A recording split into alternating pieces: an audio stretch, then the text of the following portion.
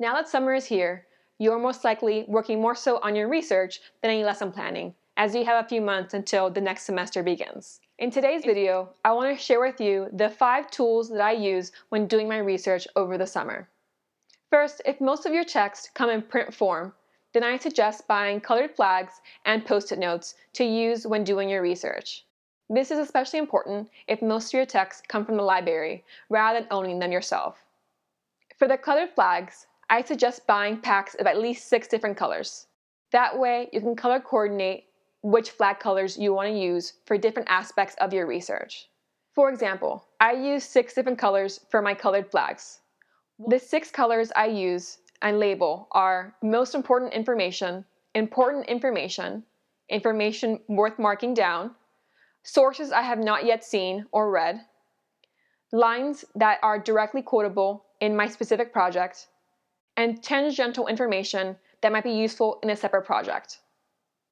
One tip for these color flags is to match your feelings about colors to how important the notes are.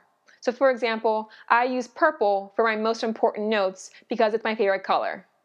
Likewise, I use blue for important because it's my next favorite color, and I use yellow for other relevant information because it's a common highlighter color that I use.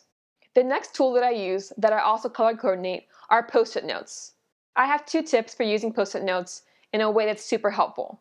First, make sure the sticky part is on the bottom of the note. That way, when you place a post-it note into the book, you can make it higher than the top margin of the book cover and yet still have the note written in the right direction to read. Second, go ahead and use different colors for different types of information that you're making notes on. Personally, I have 3 categories. First, the research being introduced in the text. Second, practical examples of the theory being applied. And third, parts that I actually disagree with and might want to counter in my own research. The last type of color-coded tool I like to use are pens and highlighters. Of course, if the books you're using come from the library, then you can't actually mark them down, in which case you want to use the flags or the post-it notes. However, if you do own the text, or you've printed out any e-journal articles, then I suggest using different colors in the same way you would the colored flags. However, if you don't own the books, you can still use different colored pens in your notebook. I like to use 2 colors, black for regular notes, and then purple to signal important notes that I want to be able to easily see when looking back later. Other than marking down different pieces of information in your text, there's also the notebook that you want to use to take notes while doing your reading. Personally, I like using a disc-bound notebook because that way I can easily move around the pages and on the discs without difficulty.